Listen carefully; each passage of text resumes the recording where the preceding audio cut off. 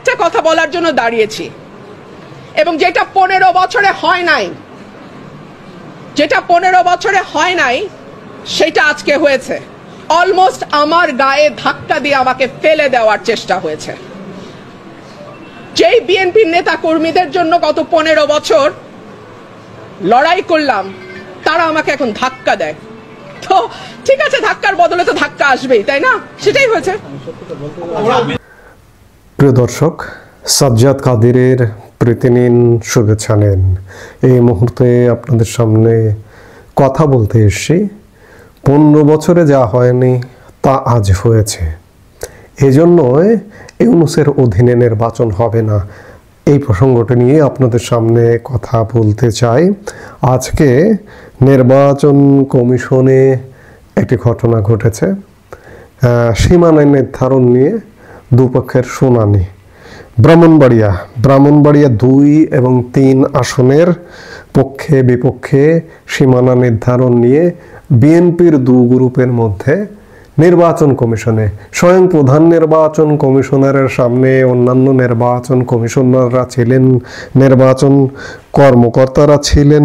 ঠিক এমন সময়ে আজকে বিএনপি নেত্রী, বিএনপির আন্তর্জাতিক বিষয়ক সম্পাদক রুমিন ফারহানার সামনে কিংবা রুমিন ফারহানার সাথে এমন ঘটনা ঘটেছে, যার কারণে রুমিন ফারহানা বলতে বাধ্য হয়েছেন যে যা 15 বছরে হয়নি তা আজ হয়েছে, যাদের জন্য লড়েছি তারা এখন ধাক্কা দেয়।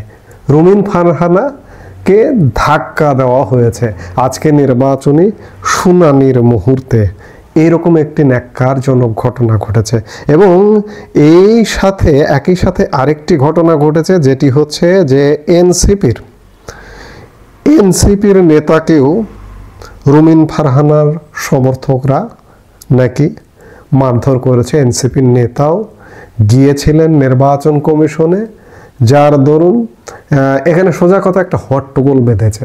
আমার আলাপের মূল বিষয় সেটি নয়। আমার আলাপের মূল বিষয় হচ্ছে এটি যে রুমিন ফারহানা বললেন যে বিগত 15 বছরে এমন ঘটনা ঘটেনি। বিগত 15 বছরে কে ছিলেন সরকারে?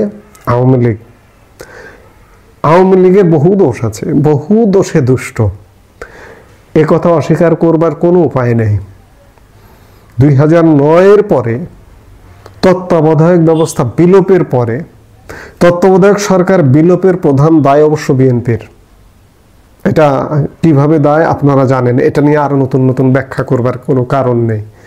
তত্ত্বাবধায়ক সরকারের অনুপস্থিতির সুযোগে 2014, 2018 যে নির্বাচনগুলো করেছে আওয়ামী লীগ, সেগুলো নিঃসন্দেহে বিতর্কিত নির্বাচন। বিনা ভোটের নির্বাচন, রাতের ভোটের নির্বাচন, দামি নির্বাচন, এই 3 প্রকারে 3টি নির্বাচন করেছে। কিন্তু ব্যারিস্টার রুমিন ফারহানা, বিএনপির আন্তর্জাতিক বিষয়ক সম্পাদক, আপনি কিন্তু আওয়ামী লীগের আমলেই এমপি হয়েছিলেন। আজকে দেশের অবস্থাটা এমন, সামনে আপনারা নির্বাচনে অংশগ্রহণ করতে পারবেন, এটি বলছি এজন্য যে পারবেন। আওয়ামী লীগ তো সেই সুযোগটাও নেই। নির্বাচনে অংশগ্রহণ করতে পারবেন, কিন্তু নির্বাচিত হয়ে সংসদে যেতে পারবেন কিনা সে ব্যাপারে যথেষ্ট সন্দেহ, সংশয় আছে। আপনার নিজ দলের মধ্যেই মারামারি লাগবে। মারামারির জন্য এনসিপি আছে, এনসিপির সঙ্গে যে মারামারিগুলো হয়েছে, আজকেও হয়েছে নির্বাচন কমিশনে, এনসিপির পক্ষ থেকে আপনার বিরুদ্ধে ব্যাপক অভিযোগ করছে। অন্যদিকে নির্বাচন কমিশন একটা শুনানিকারীদের সুরক্ষা দিতে পারেনি। সেখানে আইন শৃঙ্খলা বাহিনী ছিল কিনা জানি না, যে হাতাহাতি হয়েছে। একটা সীমানা নির্ধারণের শুনানিটাই ঠিক মতো হয় না, হচ্ছে না। তাহলে আগামী নির্বাচন কিভাবে হবে এটি বড় প্রশ্ন। এবং আগামী নির্বাচন যে হবে না ইউনূসের অধীনে, বিএনপি যদি আজও এটি বিশ্বাস না করে, তাহলে বিএনপির ক্ষমতায় আসার আসলে যোগ্যতা নেই। আমরা তো চাইছি যে বিএনপির সামনে ক্ষমতায় আসুক, ক্ষমতায় এসে দেশ পরিচালনা করুক, কিন্তু ক্ষমতাটাই তো আসা দূরের কথা। আর ক্ষমতায় আসলেও এই যে ক্ষমতার যে ভারসাম্য, ব্যালেন্স অফ পাওয়ার নেই। এই ব্যালেন্স অফ পাওয়ার না থাকার কারণে বিএনপি ক্ষমতায় আসলেও তো দেশ পরিচালনা করতে পারবে না।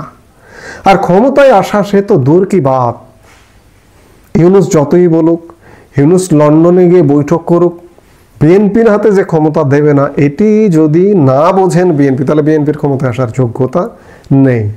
আজকে যে জন্য এই কথাগুলো বলছি, যে দেশের অবস্থাটা এই, নির্বাচন করবার মতো কোনো ধরনের যোগ্যতা, ক্ষমতা কিচ্ছু নেই ইউনূস সরকারে, ইউনূস সরকারের নির্বাচন কমিশনের। এই জন্যই বলছি যে ইউনূসের অধীনে নির্বাচন হবে না, একটা তত্ত্বাবধায়ক সরকার আসবে।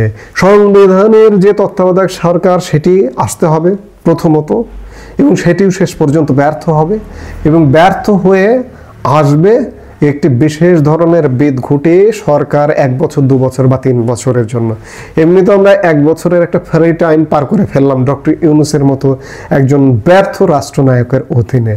আরেকটি আসছে কামিং, সেটা আগামী মাসে আসবে না 3 মাস পরে আসবে, সেটা দেশ যত ঘোলাটে হবে দেশের পরিস্থিতি, তত দ্রুত আসবে।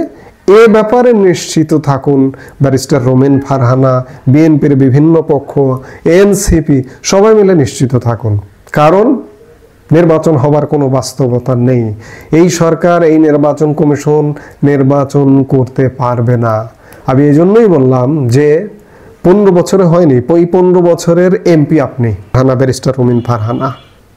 আগামী দিনে, সামনের দিনে এই ইউনূসের অধীনে যদি নির্বাচন হয়, আপনি এমপি হতে পারবেন না। এজন্যই সবার অংশগ্রহণের একটা নির্বাচন প্রয়োজন হবে বাংলাদেশের। আপনি অস্বীকার করুন, মারুন, কাটুন, আওয়ামী লীগকে বাদ দিয়ে আসলে বাংলাদেশে নির্বাচন করতে পারবেন না। আর যে করতে চাইবে তার সমস্যা আছে, তার মানসিক সমস্যা, ক্ষমতার সমস্যা, সব দিক দিয়ে সমস্যা আছে। এই সমস্যাযুক্ত বিশেষ করে ইউনূস সরকার এই নির্বাচনটা করতে পারবে না। আসবে একটা বিশেষ সরকার, এবং সেই সরকারটিকে দিয়েই একটি অবাধ নিরপেক্ষ নির্বাচন হতে হবে, এবং সেই নির্বাচনে কে ক্ষমতায় যাবে এটি আপনি, আমি, এনসিপি, জামাত, বিএনপি কেউ বলে দিতে পারি না। জনগণ যাকে পছন্দ করবে তাকেই ক্ষমতায় আনবে। এই মুহূর্তে এ পর্যন্তই। সবাই ভালো থাকুন, সুস্থ থাকুন। আমাদের ভিডিওগুলো নিয়মিত পেতে সাবস্ক্রাইব করুন Sajjad Kadir and the legends YouTube channel, এবং লাইক, কমেন্ট, শেয়ার করে সাথে থাকুন।